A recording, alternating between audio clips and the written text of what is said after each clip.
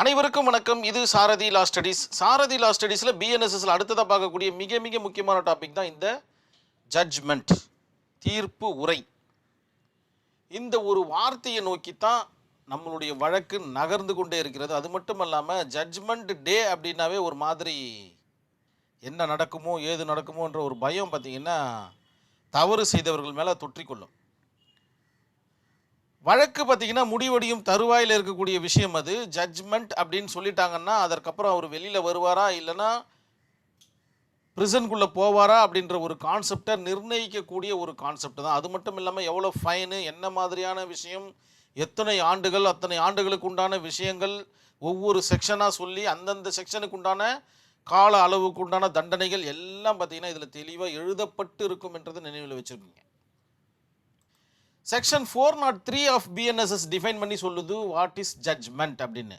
இந்த ஒரு 6 லைனை படிக்கும்போது இன்னும் கொஞ்சம் தெளிவாக புரிய வரும். ஒரு குற்றவியல் வழக்கில் நீதிமன்றம் கூறும் முடிவுரை தீர்ப்பு ஆகும்.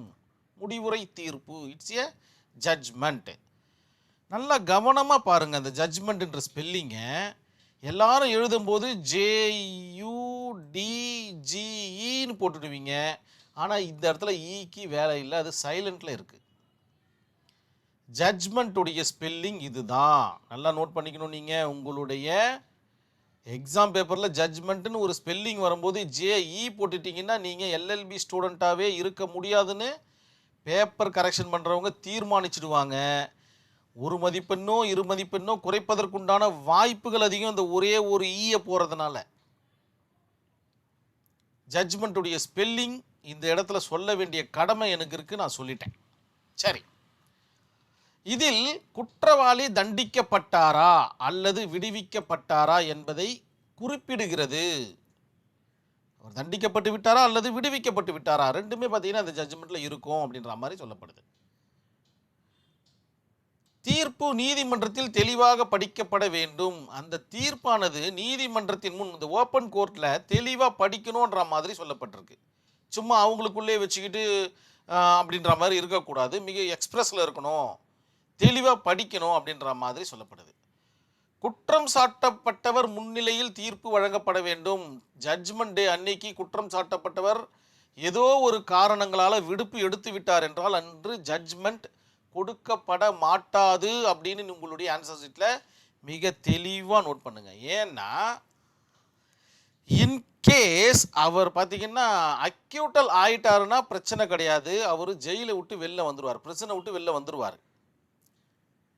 பெயில் வாங்கிட்டு வெளியில் இருக்கக்கூடிய நபர் கன்விக்ஷன் ஆயிட்டாருன்னா, தண்டனையை பெற்று விட்டார்னா உடனே போலீஸ் அவரை அரெஸ்ட் பண்ணிடும். அதற்கு அக்யூஸ்டுடைய ப்ரெசன்ஸ் வெரி வெரி இம்பார்ட்டன்ட்ன்றதை ஞாபகம் வச்சுக்கிங்க. If no accused, if no judgment, அன்னைக்கு கண்டிப்பாக ஜட்ஜ்மெண்ட் வழங்கப்பட மாட்டாது அப்படின்னு எழுதிக்கணும். நீங்கள் ஏற்கனவே சொன்னது தான். நீதிபதியின் கையொப்பம் கண்டிப்பாக இருக்கப்பட வேண்டும். கண்டிப்பாக அந்த ஜட்ஜ்மெண்ட் காப்பியில் நீதிபதியுடைய கையொப்பம் இருக்கப்பட வேண்டும். இக்காலகட்டத்தில் எல்லாம் பார்த்தீங்கன்னா கம்ப்யூட்டரைஸ்டு ஆனதுனால வெறும் SD அப்படின்னு போட்டுட்டு ஆனரபிள் ஜட்ஜுடைய பெயர் இடம்பெற்றிருக்கும். இதற்கு அவர் கையொப்பமிட்டதாகவே அர்த்தமாக கொள்ள வேண்டும் அப்படின்ற மாதிரி ஞாபகம் வச்சுக்கோங்க. குற்றம் நிரூபிக்கப்படவில்லை என்றால் வழக்கு முடிவடைகிறது. குற்றம் பார்த்தீங்கன்னா நிரூபிக்கப்பட முடியல அப்படின்னா வழக்கு அதோட முடிஞ்சிருது. ஆனால் அதோட முடிஞ்சிருது அப்படின்னு கேட்டிங்கன்னா கிடையாது.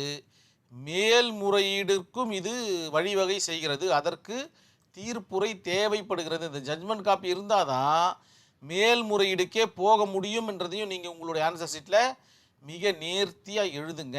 இதுதான் பார்த்தீங்கன்னா ஜட்ஜ்மெண்ட்டுடைய மிக முக்கியமான கான்செப்டும் கூட. ஜட்ஜ்மெண்ட்னா உங்களுக்கு ஓரளவுக்கு ஐடியா கிடச்சிருக்கும். பெரிய கஷ்டமான சப்ஜெக்ட் பிஎன்எஸ்எஸ் கிடையாது அப்படின்றத நீங்கள் இந்த இடத்துல புரிஞ்சுக்கணும். ஜட்ஜ்மெண்ட் அப்படின்னா என்னன்னு பார்த்தீங்கன்னா ட்ரையல் கம்ப்ளீட்டட். அந்த வழக்கினுடைய அனைத்து விதமான கான்செப்டும் கம்ப்ளீட் ஆகுது. Is a last moment of case அப்படின்ற மாதிரி நினச்சிக்கிங்க. ட்ரையல் கம்ப்ளீட் ஆன உடனே ஃபைனல் ஆர்கியூமெண்ட் பார்த்தீங்கன்னா ஸ்டார்ட் ஆகுது. ஃபைனல் ஆர்கியூமெண்ட் கம்ப்ளீட் ஆன உடனே ஜட்ஜ்மெண்ட் கொடுக்கப்படுகிறது அப்படின்றத உங்களுடைய ஆன்சர் ஷீட்டில் எழுதிடுங்க. ஜட்ஜ்மெண்ட் ரெண்டே தான் கொடுக்க முடியும். ஒன்று பார்த்தீங்கன்னா கன்விக்ஷன், அப்படின்னா பார்த்தீங்கன்னா தண்டனையை கொடுத்தல்னு அர்த்தம். இன்னொன்று பார்த்தீங்கன்னா அக்யூட்டல்னு அர்த்தம், விடுதலை செய்கிறார் என்று அர்த்தம். இந்த கன்விக்ஷனுக்கு இன்னொரு நேம் இருக்கு, is or she is guilty அப்படின்ற மாதிரி ஒரு வார்த்தையை உபயோகப்படுத்தினாலும் அவர் கன்விக்ஷன் தண்டனை பெற்றவராகத்தான் அர்த்தம் அப்படின்றத நினைவில் வச்சுக்கிங்க. ஸோ கன்விக்ஷன் ஆனார்னா அவருக்கு சென்டென்ஸ் கொடுக்கப்படும், தண்டனை விவரங்கள் கொடுக்கப்படும். தண்டனை விவரங்கள் கொடுப்பது எப்படி இருக்கணும்னு பார்த்தீங்கன்னா இட்ஸ் ஏ ரிட்டன் டாக்குமெண்ட்டாக இருக்கணும். ஏன்னா சொல்லுங்க, மேல்முறையீடு செய்வதற்கு ஏதுவாக இருக்குன்றதை நினைவில் வச்சுங்க. அக்யூட்டல்னா அவர் ரிலீஸ் செய்யப்படுகிறார் அப்படின்னு அர்த்தம். அவர் ஆட்டோமேட்டிக்காக பிரிசனை விட்டு வெளில வந்துடுவார். ஜட்ஜுடைய சீலன் சைன் இருக்கணுன்ற மாதிரி சொல்லிட்டாங்க. இவ்வளவே தான் உங்களுக்கு ஜட்ஜ்மெண்ட்னா. ஜட்ஜ்மெண்ட் காப்பியில் என்னெல்லாம் இடம் பெற்று இருக்க வேண்டும், இது கண்டிப்பாக எழுதி தானே ஆகணும்.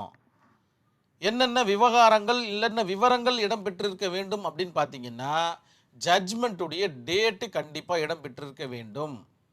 அக்யூஸ்டுடைய name A1 A2 A3 A4 any எத்தனை ஏங்க இருக்கிறாங்களோ அத்தனை ஏவும் பார்த்தீங்கன்னா அதில் இடம் பெற்றிருக்க வேண்டும்.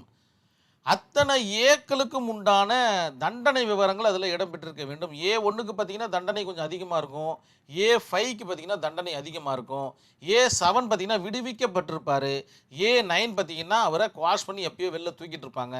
ஸோ இந்த மாதிரியான விவகாரங்கள் எல்லாமே பார்த்தீங்கன்னா ஜட்ஜ்மெண்ட் காப்பியில் இடம் பெற்றிருக்க வேண்டும் என்றதை நினைவில் வச்சுக்கிங்க. அது மட்டும் இல்லாமல் கேஸுடைய நம்பர் இடம் பெற்றிருக்க வேண்டும்.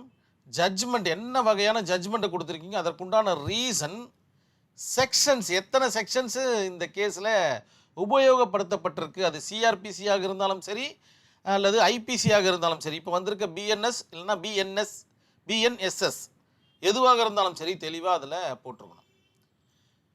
ஏதேனும் முன்தீர்ப்புகள் இதில் முன்தீர்ப்புகள் சுட்டி காட்டப்பட்டுள்ளதா அல்லது ஆனரபிள் ஜட்ஜ் முன்தீர்ப்பை சுட்டி காட்டி இந்த ஜட்ஜ்மெண்ட்டை கொடுத்தாரா என்பதையும் மிக தெளிவாக எழுதணும். அதுக்கு பேர் தான் பிரசிடென்ட் அப்படின்ற மாதிரி பேர். இந்த இடத்துல நல்லா கவனமாக பார்த்துங்க ஸ்பெல்லிங்க. இந்த இடத்துல எஸ் போட்டுட்டிங்கன்னா ஜனாதிபதியாக மாறிடும். இந்த இடத்துல சி இருக்கு பாருங்க, பிரசிடென்ட் ரெண்டு ஒரே உச்சரிப்பு தான். எஸ் போட்டால் ஜனாதிபதியாக மாறிடும், அந்த இடத்துல சி போட்டால் முன்தீர்ப்பாக மாறிடும். இதுதான் பார்த்தீங்கன்னா கான்செப்ட். ஸோ முன்தீர்ப்புகளின் அடிப்படையிலையும் பார்த்தீங்கன்னா ஒரு ஜட்ஜ்மெண்ட் வழங்கப்படும்ன்றதை நினைவில் வச்சுக்கிங்க.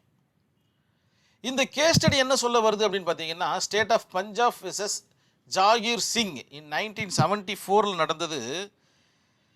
இந்த கேஸ் ஸ்டடியில் தீர்ப்பினுடைய உண்மையான நிலையும் அதனுடைய ஃபேக்ட் ஆஃப் ஜட்ஜ்மெண்ட்டும் தெளிவாக இல்லாததுனால ஆனரபிள் கோர்ட் என்ன மேல்முறையில் என்ன சொல்கிறாங்க அப்படின்னு பார்த்தீங்கன்னா தீர்ப்பின் உண்மை நிலை மற்றும் அதன் காரணங்கள் மற்றும் சட்ட நிலைகள் இதெல்லாம் பார்த்தீங்கன்னா தெளிவாக எழுதி இருக்கணும் அப்படின்ற மாதிரியான ஒரு ஜட்ஜ்மெண்ட்டு இதில் கொடுக்குறாங்க. இல்லைன்னா அந்த ஜட்ஜ்மெண்ட்டு பார்த்தீங்கன்னா வாய்டு அப்படின்ற மாதிரி மிக தெளிவான ஒரு வார்த்தையை உபயோகப்படுத்திடுறாங்க.